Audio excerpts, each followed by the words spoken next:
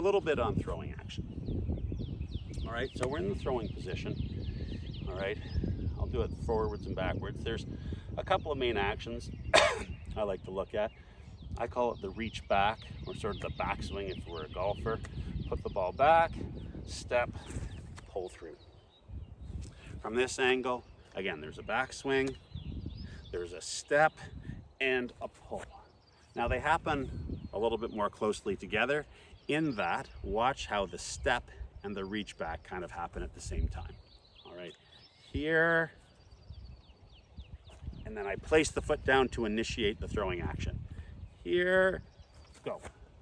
Let's see how it does in a little higher speed. Do it without a ball. All right, so there's the throwing action. Now, how to make the throwing action better.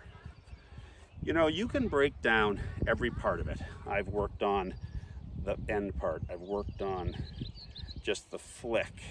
I've worked on just the arm action. You know, just start the throw here. Step and throw. All right.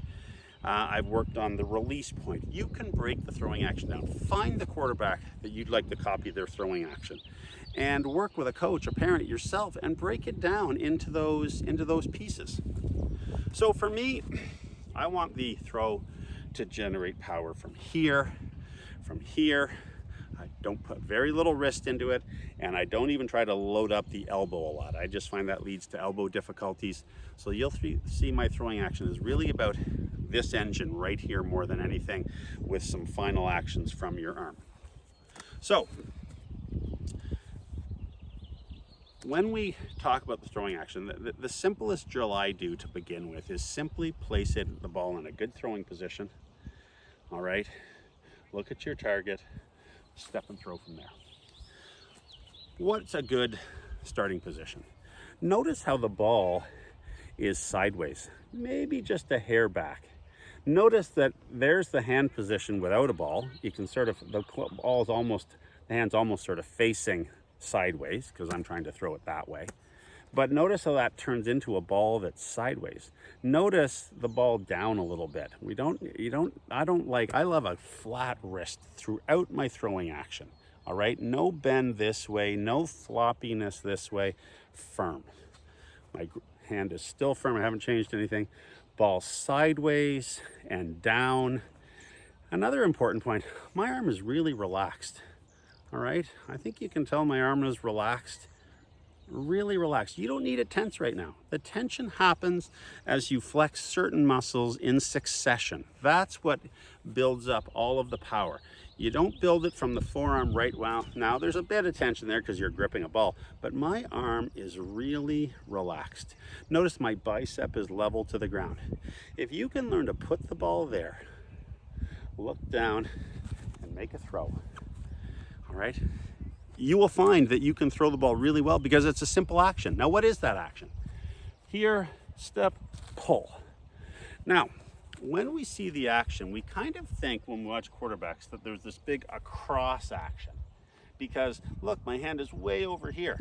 But if you look, this arm has really just gone straight up and down. So if I had no turning, I'll show you a little bit here, and I stop turning, look at how my action is straight up and down the side of my arm. Now there's a little bit of bend, but the turn is your torso. So here there's a turn, throw, and look at how my back shoulder has come through, all right? But my arm has simply gone straight up and down. I try to get the thumb right into that groin area there, boom, and that straight up and down action leads to the most power, the most accuracy. You don't need any of this action in your arm. One of the first drills I do, just to sort of accentuate that action, is shoulder, step, shoulder. Point your front shoulder at the target, step and throw, and have your back shoulder pointing at the target. Look, the arm action is straight up and down though. It's the torso turn that leads to making it look like that arm is way over here in the other pocket.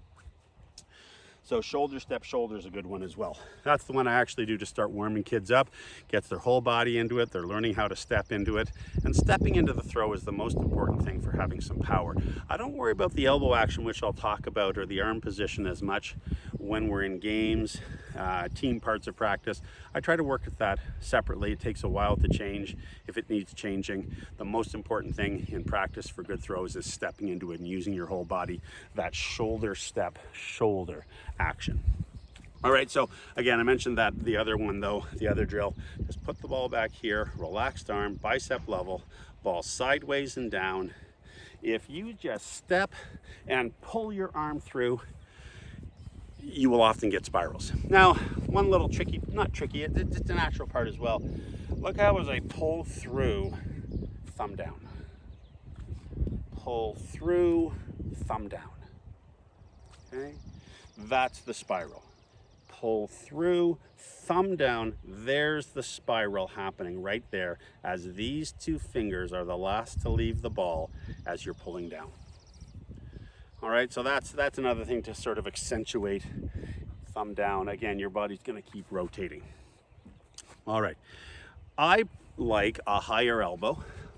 All right, there are quarterbacks that throw low with a lower elbow, and you can be very successful. John Elway, Dieter Brock in the CFL both had incredibly low, almost sidearm type throws, and they were powerful, powerful throwers. However, the most classic throwers, the ones that we look on as the best passing action, have an elbow that comes through up here. All right, a high release can help get it over rushers, over defensive people to then bring it down on the other side. That high release is important. So it takes some time.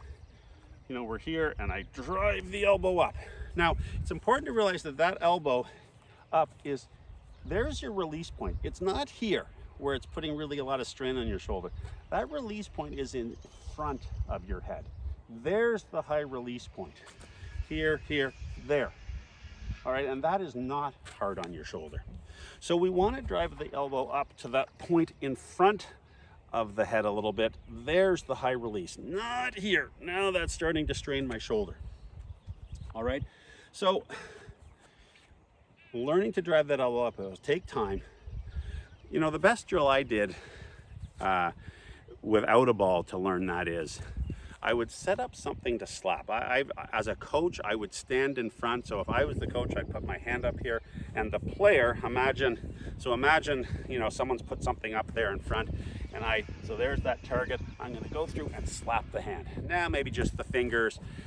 I've done it on leaves. You could get a device that doesn't hurt when you slap it, but you're here, slap and keep pulling. Slap and keep pulling.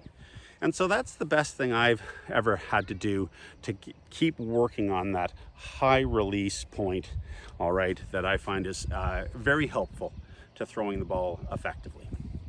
All right, other than that, just one little thing that I'll talk about in terms of being a really good thrower is stepping into your throw, getting that grip, which I know I mentioned in the quarterbacking part, but just as another little thing here, a couple of drills about learning to throw. Like I love to work on every throw. You've got right, middle, and left, and you've got short and deep, maybe short, medium, deep, you know, so there's 9 throws you can make.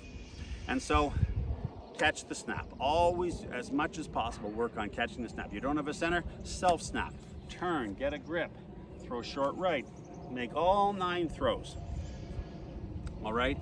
I love working on catching that snap and making quick throws, whereas I'll just play 10-yard catch and the snap, the throw back to you is the snap. So the throw comes in, catch, turn, throw. Quick releasing, I call it. How fast can you get ready with a good grip and get the ball going back to the target? I'll do it again with no grip. Ball comes in, I'm not worried about grip, throw. Comes back to me, throw. Lots of throwing, again, to any spot on the field, working on quick release with your coach or your quarterback or a friend or your parents, just throwing.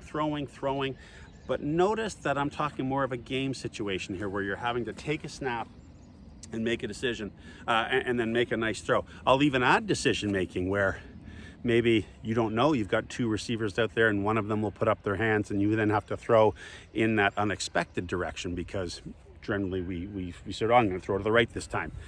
I've had it where I'll hold up fingers, and by looking at the fingers you have to decide who you're throwing to. So just to get the brain thinking a little bit, because that's what's going to happen in a game. You're going to have to think about who's open and then decide from that thinking who you're going to throw to. Anything else about the throwing action to tell you?